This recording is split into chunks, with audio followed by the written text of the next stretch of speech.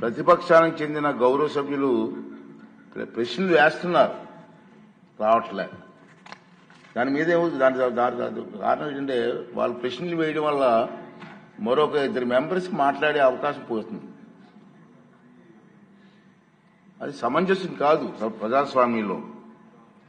కానీ ప్రశ్నలు అడగడానికి సభలో ఉండటం లేదు. మీరు చూస్తూనే ఉన్నారు, ప్రశ్నలు వస్తున్నాయి, వాళ్ళు సభలోకి రావట్లేదు. ఈ కారణంగా సభలో ఎవరో ఒకరి ద్వారా మరో 2 ప్రశ్నలు అడిగే అవకాశం కోల్పోతున్నారు. ఇది చాలా దురదృష్టకరం.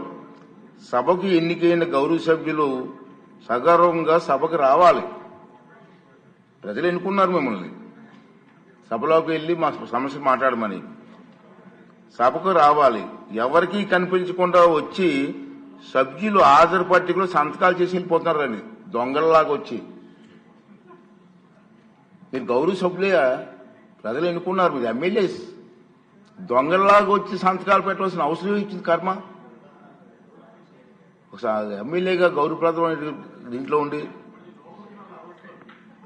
హాజరు పట్టికలో సంతకం చేసి సభకు ఆ మొహం చాటేయడం వారికి గౌరవాన్ని తగ్గించిందే తప్ప పెంచదని చెప్పి నా తాలూకా అభిప్రాయం.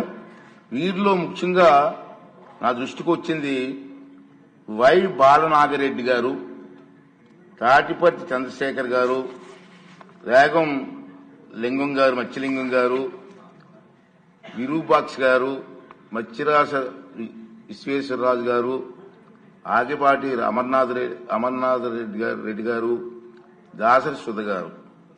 మనం చూసాం, మనం గవర్నర్ ప్రసంగం ముగిసిన తర్వాత అంటే ఫిబ్రవరి 24వ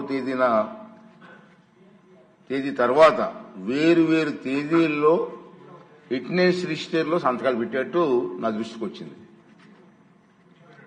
అంత దొంగచాటును వచ్చి ఒక దొంగల మాదిరిగా సంతకాలు పెట్టవలసిన అవసరం లేదు. కానీ వారు ఎవరు కూడా నాకు సభలో కనిపించలేదు. సంతకాలు ఉన్నాయి కానీ సభలో కనిపించారండి మీకు ఎవరికన్నా? నాకైతే కనిపించలేదు. ఇది ఎంతవరకు సమంజసం వారే నిర్ణయించుకోవాలి.